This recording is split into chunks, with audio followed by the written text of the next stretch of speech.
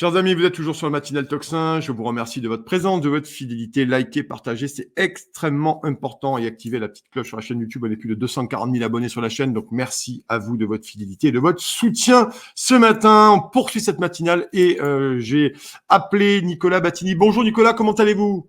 Bonjour, très bien, et vous-même? Ben, merci beaucoup. Moi, je vais très bien et vous êtes venu ce matin et je vous en remercie. Vous êtes toujours, répondez toujours présent aux invitations de Toxin et c'est toujours agréable. Vous êtes présidente de Palatino en Corse. La question, Nicolas, c'est ce qui s'est passé il y a 10-15 jours avec SOS Méditerranée.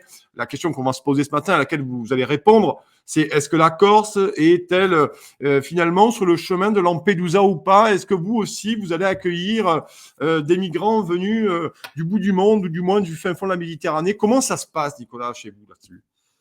Eh bien, écoutez, il y a évidemment des volontés que la Mm, situation en Corse tend dans ce sens. Ce que mm, nous avons vu il y a quelques semaines arriver chez nous mm. en grande pompe, si j'ose dire, Ouais. à coup d'une certaine médiatisation de son fait Mm, d'ailleurs. L'association, en tout cas mm, l'ONG internationale, mm, sinistrement connue, SOS Méditerranée, qui est mm, connue dans nos milieux pour ne pas être simplement ce qu'elle prétend, c'est-à-dire une organisation qui prend en charge le mm. secours de naufragés en mer Ouais. Méditerranée, Mm, mais selon des travaux très sérieux, tels que ceux qui ont été produits par l'estimable Rubén Pulido, qui est un mm, Espagnol qui travaille beaucoup sur ces sujets, étant mm, donné l'impact que la question migratoire peut avoir aussi en Espagne, notamment aux Canaries. Je pense qu'on en mm. parlera. On parle Ouais. souvent de Lampedusa, on ne parle pas Ouais. suffisamment des Canaries. Il est en Mm. train de s'y Oui. passer une crise Mm, migratoire sans précédent qui impacte mm, aussi l'Europe, parce que des milliers de clandestins qui arrivent d'Afrique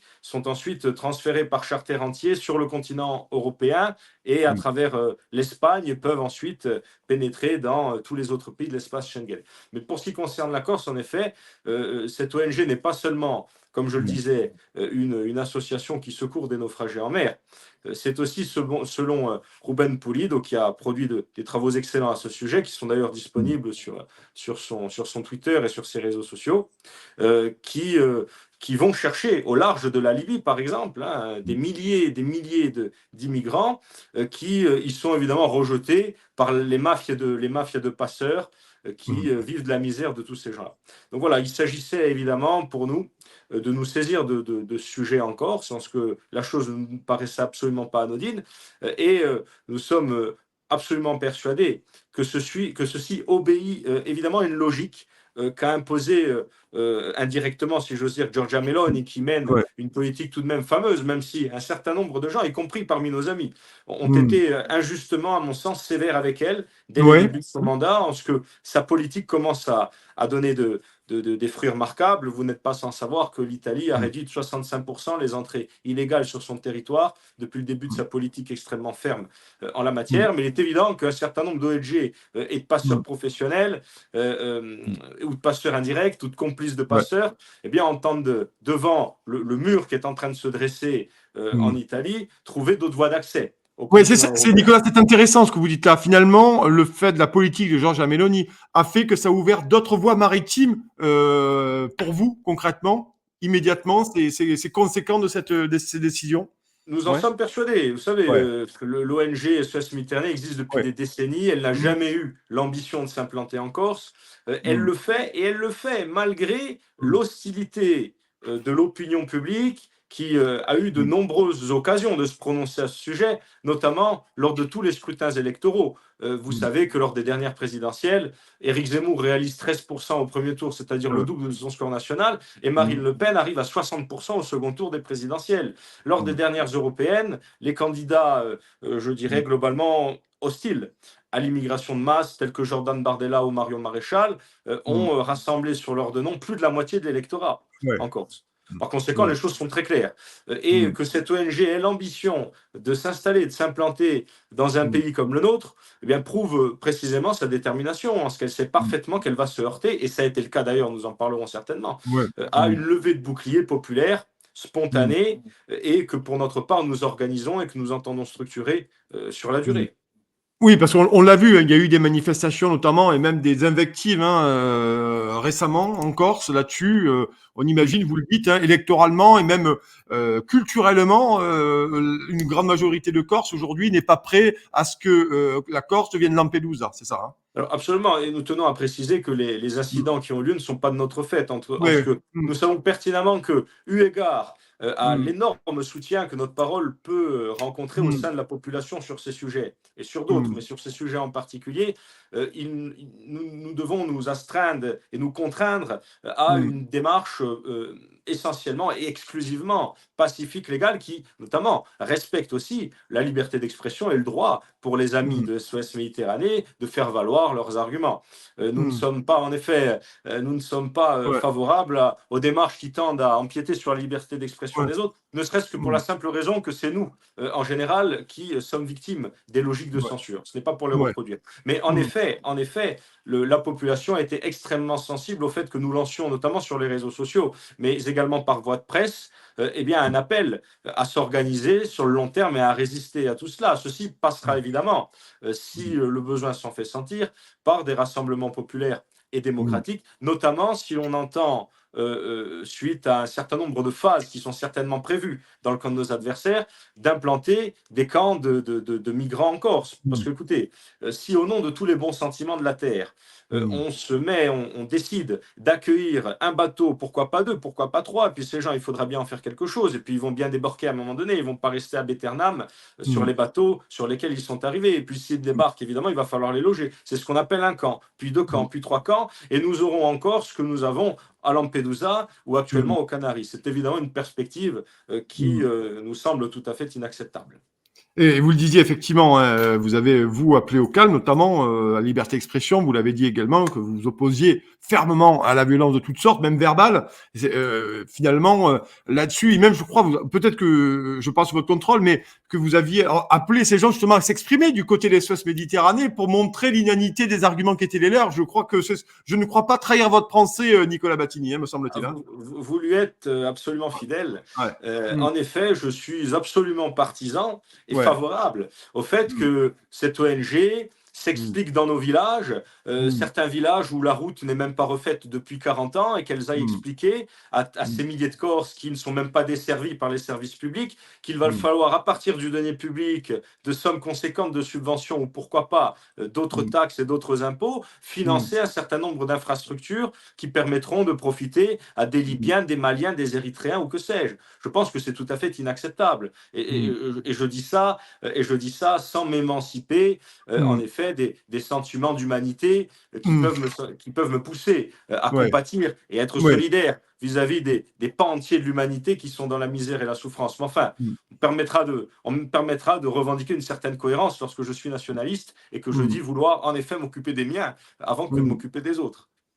On en est où sur cette question? Parce on avait eu une discussion passionnante l'année dernière, Nicolas Battini, et je vous remercie ce matin d'être là avec nous, sur ces deux branches du nationalisme. Vous, plutôt identitaire, voire identitaire, et les autres, ceux d'en face, qui manifestement sont vos opposants politiques, et pas culturels, mais au moins politiques, et culturels peut-être, est-ce que là, vous divergez aussi sur la question de ces migrants qui arriveraient en Corse? Comment ça se passe avec vos adversaires politiques, on va dire? Nous sommes dans une totale opposition D'accord. Mmh. sur ce sujet, Mmh. en ce que nos adversaires n'ont pas de mots assez durs pour Mmh. condamner l'immigration intérieure que nous connaissons, hein, et qui est Mmh. le fait, en effet, de continentaux qui viennent construire des maisons.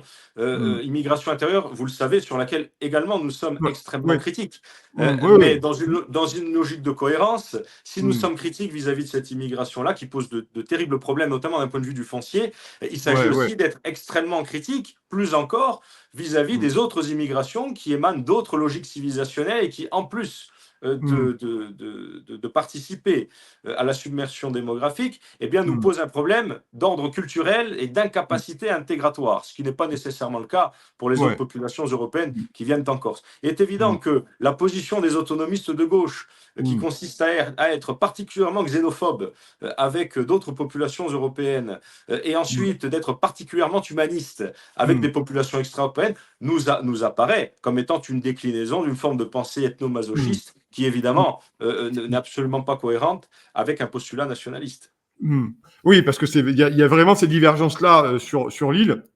Donc, vous avez été le flambeau avec Palatino notamment, mais c'est vrai que l'incohérence, j'ai beau chercher, en vous écoutant, j'ai vrai que j'ai du mal à avoir cette espèce de d'aversion pour les continentaux qui viennent en Corse, et souvent l'été notamment, et puis effectivement des populations qui viennent de l'autre côté de la Méditerranée. C'est assez étonnant comme rhétorique d'esprit.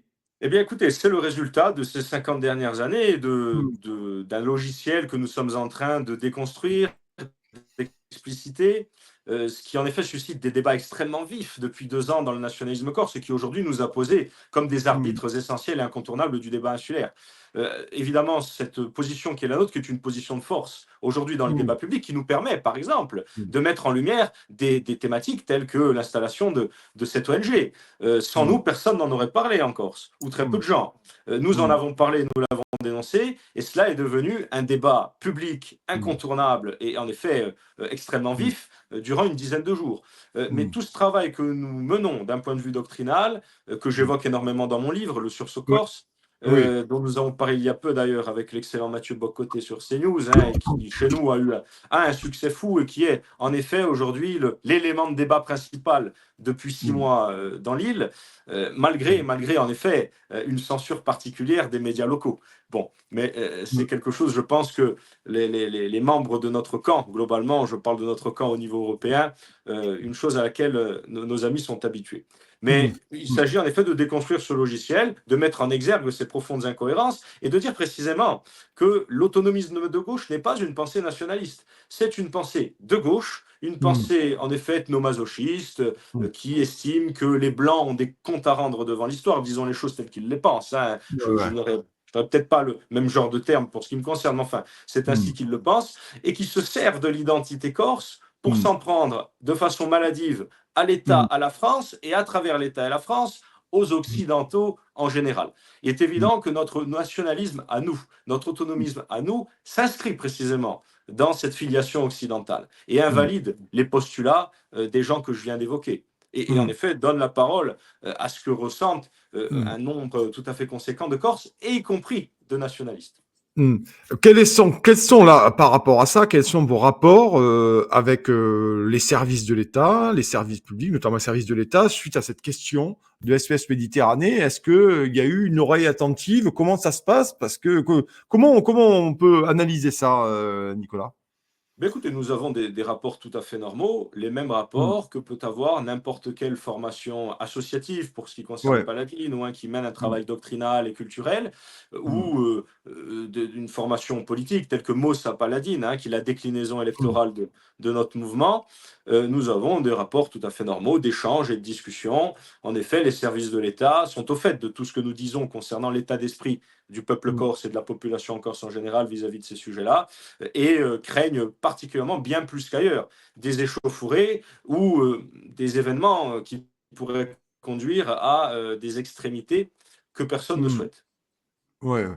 Et oui, effectivement. Et là-dessus, c'est intéressant parce que on se rend compte, bien entendu, que vous vous opposez à ça parce que je rappelle pour ceux qui viennent de nous rejoindre, Nicolas Battini, vous êtes président de Il Palatino. Vous avez écrit d'ailleurs ce livre-là c'est l'Artilleur, je crois, hein, notamment, me Absolument. semble-t-il, pour ne pas très bonne maison d'édition. On reçoit beaucoup d'auteurs de l'Artilleur et c'est toujours des livres intéressants qui donnent des grilles de lecture. Donc procurez-vous, bien entendu, le Sursaut Corse de Nicolas Battini, l'identité plutôt que l'indépendance, c'est intéressant. Et en fait, cette idée, cette perspective que vous dénoncez, que vous refusez, Nicolas Battini, finalement, ça touche typiquement, enfin, de plein fer avec votre engagement qui est associatif et culturel notamment, et avec ce livre-là aussi, l'identité, parce qu'il est question d'identité aussi là-dedans. C'est la question d'identité, au-delà de la question de la migration.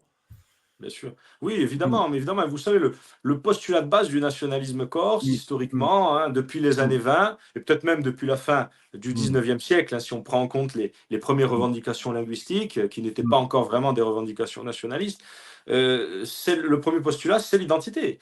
mm, S'il s'agit de développer une doctrine nationaliste qui peut en effet prendre différentes déclinaisons, indépendantiste pour les uns, autonomiste pour ce qui me concerne, et pour la majorité des nationalistes qui ne souhaitent pas la Ouais. séparation avec la France, mais qui souhaitent simplement que la France prenne en compte l'existence de notre communauté. Ouais. Être un nationaliste corse, globalement, cela correspond à quoi? Il s'agit tout simplement de dire que notre première identité, notre identité charnelle, c'est le fait d'être corse. Nous avons été, nos ancêtres ont été sous la domination d'un certain nombre de puissances, et le trait commun, la permanence de notre histoire, c'est que nous ayons été gouvernés par les Pisans, par les Génois, par les Aragonais ou par les Français, eh bien nous avons toujours été corses. Précisément parce que nous n'avons pas une lecture républicaine et Ouais. assimilationniste du monde, nous avons une lecture ethnoculturelle ou peut-être ethnodifférentialiste. Et les Corses, dans leur immense majorité, globalement, ont cette vision-là. Ceci ne s'oppose absolument pas à une appartenance pleine et entière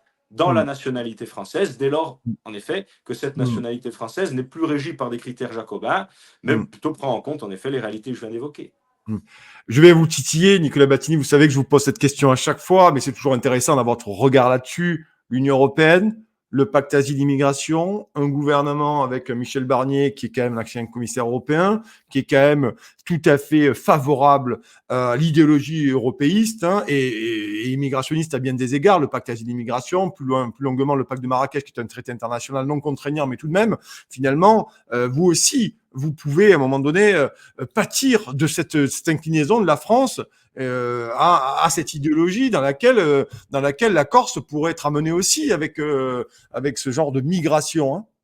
Absolument, et je comprends Mm. tout à fait que ce Mm. genre de constat que je partage Ouais. puisse pousser un certain nombre de gens à être favorables à une sortie Mm. de de l'Union européenne. Ouais.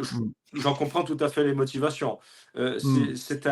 C'est une divergence de perspective que j'ai. Parce Mm. que je pense Mm. en effet que nous sommes à l'ère des civilisations, que Mm. l'amélioration tout à fait incroyable, qui ira croissante, des moyens de communication et de Mm. transport, impose à l'humanité de s'organiser en blocs beaucoup plus grands, beaucoup plus Mm. vastes que ceux qui étaient Mm. la norme au XIXe siècle ou dans les siècles précédents. Mais Mm. ce que je pense primordial, en effet, plutôt que de discuter du contenu, eh bien, c'est de discuter du contenant. Plutôt le contraire, vous me permettrez, vous Ouais. m'excusez cette Ouais. erreur, plutôt que de discuter Ouais. du contenant, eh bien, de Mm. définir le Ouais. contenu. Une France Mm. qui serait indépendante, mais gouvernée par le même genre d'idéologie, eh bien, ne serait pas Mm. plus avancée qu'aujourd'hui. Je pense Mm. que le véritable enjeu des décennies qui viennent, c'est précisément Mm. de s'emparer de l'Union européenne. Alors j'entends Mm. bien toutes les difficultés que cela peut impliquer. J'entends bien Mm. aussi le scepticisme de Mm. quelques-uns, dont beaucoup qui me sont proches d'un point de vue idéologique, parce Ouais. que nous appartenons globalement à la même famille de pensée, globalement, Mm. et à travers notre lecture géopolitique ou notre lecture historique. Mais je pense, à mon sens, qu'il est bien plus pertinent et judicieux de faire ce pari-là, de faire le pari suivant, c'est-à-dire de s'emparer d'un espace politique qui aujourd'hui est constitué et qu'il sera Mm. difficile, en effet, de dissoudre. Oui, parce que cette idée-là, finalement, l'identité, et vous êtes un représentant en Corse, l'identité plutôt que l'indépendance, le sursaut corse notamment, votre dernier livre aux éditions L'Artilleur, l'identité n'est-elle pas finalement l'antidote à la disparition, l'antidote à la dissolution aussi d'une culture, d'une langue, d'un patrimoine, d'une identité, non? Oui, oui, oui, c'est évident. Je crois que Mm, c'est l'identité, mm, je pense, c'est pour un individu comme pour une communauté quelque chose de tout à fait essentiel et vital. Ce mm, n'est pas intégré dans le PIB et pourtant ouais, cela mm, contribue très ouais, largement au bien-être et au bonheur. mm, L'identité d'un peuple, mm, c'est quelque chose d'essentiel au même titre que l'identité mm, d'une personne qui a besoin d'avoir son visage, d'avoir son nom de mm, famille, de connaître sa mm, filiation, de savoir mm, d'où il vient et d'avoir le droit mm, aussi d'avoir son mot à dire concernant ce qu'il veut devenir. Je pense que mm, c'est exactement la même chose. Et mm, vouloir priver les peuples de leurs identités, eh bien, mm, revient tout simplement, tout aussi aberrant et mm. tyrannique et inacceptable que de vouloir priver Mm. un individu de son visage ou de son nom. Mm. Alors, en préparant cet entretien, et je vous remercie d'être là ce matin, Nicolas Battini, vous avez évoqué aussi l'Open Society et Georges Soros. C'est des sujets extrêmement intéressants qui sont littéralement mis sous silence par les grands médias, mais qui posent quand même beaucoup de questions, beaucoup de difficultés et qui méritent aussi qu'on en parle. Donc, chez Toxin, on en parle et on vous pose la question parce que je sais que vous l'avez évoqué déjà. Voilà. Mhm. Oui, oui, bien sûr. Mm. je ne suis absolument pas complotiste. Je pense tout simplement qu'il y a, de façon tout à fait spontanée et organisée aussi, évidemment, de grands rapports de force qui régissent le monde et l'histoire des hommes et sa mécanique. Et aussi bien, il est tout à fait admis aujourd'hui dans les médias mainstream de parler de l'action d'un Bolloré, qui, à mon sens, est tout à fait salvatrice. Et qui est louable. Ma foi, c'est un homme qui a le droit de disposer de ses ressources, d'en faire ce qu'il veut et de promouvoir le message qu'il veut promouvoir. Et j'en suis d'autant plus heureux que j'en partage une très grande partie. Je pense qu'il y a, évidemment, je le constate, c'est un fait connu, des dynamiques contraires de gens qui pensent l'exact opposé de ce que peut penser un Bolloré et d'autres. Et parmi ces gens-là, évidemment, l'un des plus éminents et des plus connus est George Soros. George Soros, c'est l'Open Society qui investit des dizaines de milliards de dollars dans le monde entier depuis des décennies. C'est quand même tout de même un homme qui a 90 ans et qui a mené ce combat toute son existence. Donc, mais son fils prend la relève, hein, Nicolas. Son fils prend la relève. Il a été vu plusieurs fois à l'Élysée, quand même. Hein. Voilà. Et son fils prend la relève. Malheureusement pour nous, ces gens-là pratiquent l'affiliation qu'ils contestent au reste de l'humanité, mais ils la pratiquent dans leurs menées idéologiques. En effet, son fils prendra la suite et je ne m'inquiète pas vraiment pour eux. Ce sont des gens tout à fait déterminés et qui ont les moyens de leur détermination et de leurs ambitions. Enfin, je pense qu'il faut en parler. Et d'ailleurs, nous popularisons le sujet en Corse. Beaucoup de Corses n'ont jamais entendu parler de tout ceci et nous leur expliquons comment des ONG arrivent à financer des bateaux, arrivent à entrer dans la plupart des médias du service public, arrivent à financer tout un tas de choses qui permettent la promotion de leurs idées et de leurs actions. Eh bien, c'est évident que tout ceci implique des soutiens financiers conséquents parmi ceux que nous venons d'évoquer. C'est intéressant, finalement, avec l'association Palatino, ces questions que vous abordez, finalement, vous donnez quand même pas mal de grilles de lecture. Les gens qui viennent, qui sont des gens dans Palatino, qui adhèrent ou qui viennent voir, sont surpris quand vous tenez ce genre d'explication de discours en se disant, on ne le savait pas, on comprend mieux peut-être. Est-ce qu'il y a un véritable éveil des consciences par rapport à ça? Puisque c'est votre travail aussi, Nicolas Batti, vous en cachez pas, hein, en Corse. Hein. Absolument, absolument. Vous savez, nous avons une facilité en Corse. Et c'est cette facilité qui explique aussi l'ampleur de la dimension qu'a prise notre action en seulement 2 années, hein, avec très peu de moyens, mais simplement avec un discours et beaucoup de choses à dire et une détermination sans faille. C'est ce que me confiait il y a peu un dirigeant nationaliste, mais d'un parti précisément qui aujourd'hui nous sont contraires, mais avec lequel j'entretiens des relations extrêmement cordiales et amicales, parce que c'est le cas de la Corse, vous savez, nous nous connaissons tous. Nous sommes sur une île de 350 000 habitants pour 200 000 autochtones. Tout le monde, plus ou moins parent, tout le monde se connaît. Et il me disait la chose suivante. Il me disait, suite au constat qu'il avait fait de notre succès et de l'ampleur que prenait notre action, il me disait la chose suivante. Il est vrai que vous avez un avantage, c'est qu'en Corse, vous n'avez pas beaucoup de gens à convaincre. Vous avez surtout des langues à délier. Voilà. Et par conséquent, c'est une façon de répondre à la question que vous venez de me poser. C'est-à-dire, non, nous n'étonnons pas grand monde lorsque nous disons ce que nous disons, mais nous envoyons simplement un signal dans toute l'opinion publique corse qui consiste à dire, vous avez le droit de parler. Et personne ne va nous marginaliser. Même si, d'un point de vue local, concernant le paysage politique territorial, à la région notamment, il n'y a aucune force politique, mais absolument aucune, qui représente les idées que nous portons globalement. Même une force politique nationale conséquente telle que le RN n'a aucun élu à la région. N'oubliez pas les résultats des présidentielles, n'oubliez pas les résultats des européennes. Il y a une somme de mécanismes claniques et clientélistes qui empêchent cette parole de s'exprimer localement, mais malgré tout, elle correspond à l'humeur générale et majoritaire de l'opinion. Et dès lors que nous avons commencé à nous exprimer, non, nous n'avons pas surpris grand monde.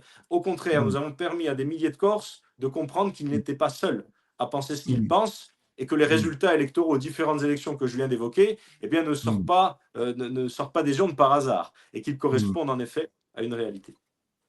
Alors, toute dernière question. Merci Nicolas Battini d'être avec nous ce matin pour cet entretien. Nouvel gouvernement, Michel Barnier, est-ce que là-dessus, quel regard vous portez sur la trajectoire que prend la politique française en ce moment, avec quand même, il faut le dire, avec un déni démocratique aux dernières législatives? Est-ce que ça vous pose un problème? Est-ce que ça vous préoccupe concrètement, même pour la Corse?